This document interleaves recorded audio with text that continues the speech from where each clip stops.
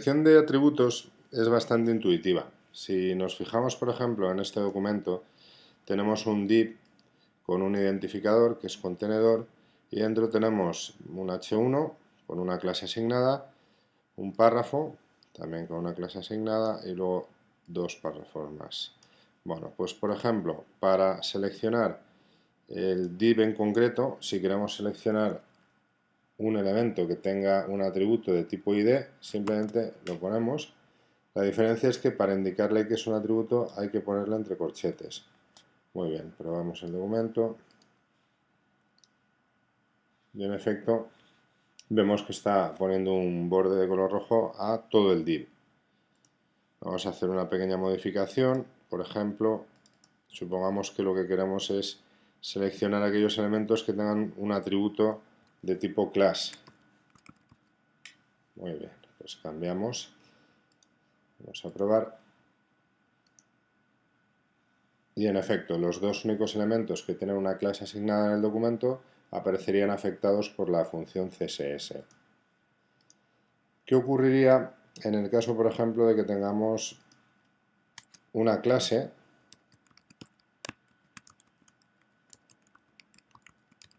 que sea la misma y que en este caso queramos seleccionar aquellos elementos que tengan la clase cursiva? En este caso serían estos dos de aquí.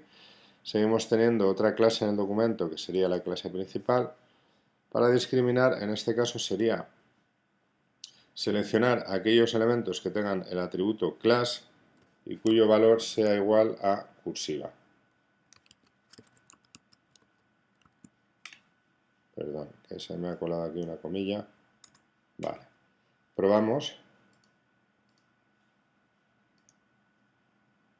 Y en efecto se seleccionan estos dos elementos.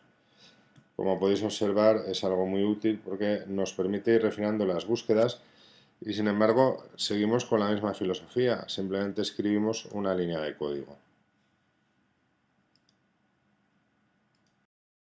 A ver qué ocurre si queremos hacer una selección a la inversa. En este caso he cambiado en la propiedad CSS que voy a aplicar, simplemente el borde va a ser de color azul.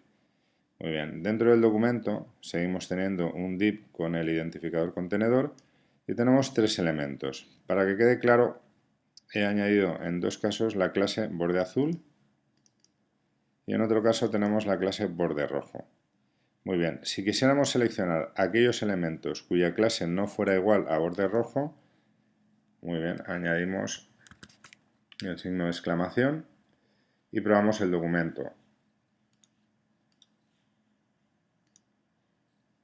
Sin embargo, nos ocurre algo curioso y es que nos aparece un marco azul que engloba todo, incluso un segundo marco azul.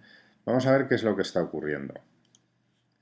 En este caso es importante ver el criterio que nosotros le estamos solicitando, es decir, que nos seleccione aquellos elementos cuya clase no sea igual a borde rojo. Bien, si tenemos en cuenta este elemento no tiene una clase que sea igual a borde rojo, por lo tanto está cumpliendo el criterio. Vamos a coger y vamos a copiar la clase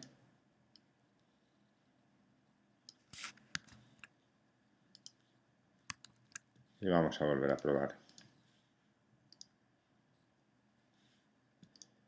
¿Qué ocurre, por ejemplo, con la etiqueta body? La etiqueta body no tiene una clase que sea diferente de borde rojo, por lo tanto se le está aplicando la condición. Vamos a añadirle en este caso la clase borde rojo. Vamos a probar. Vemos que uno de los marcos ha desaparecido. ¿Y a quién correspondería el siguiente marco? Pues en realidad es algo que no se suele hacer, pero en la etiqueta HTML, si le añadimos la clase borde rojo, volvemos a probar. Y vemos que efectivamente nos desaparece el marco. Esto es básicamente para que tengamos en cuenta lo que le estamos solicitando cuando hacemos una selección o un criterio de filtrado de este tipo. Un selector que, bueno, es sencillo, pero en el que me gustaría incidir es aquel que me permite seleccionar, por ejemplo, un atributo que empiece por un determinado valor. En este caso, por el valor borde. Vemos que tenemos tres clases: borde azul, borde rojo, borde azul. Vale, si comprobamos el documento, vemos que se les ha aplicado la regla CSS.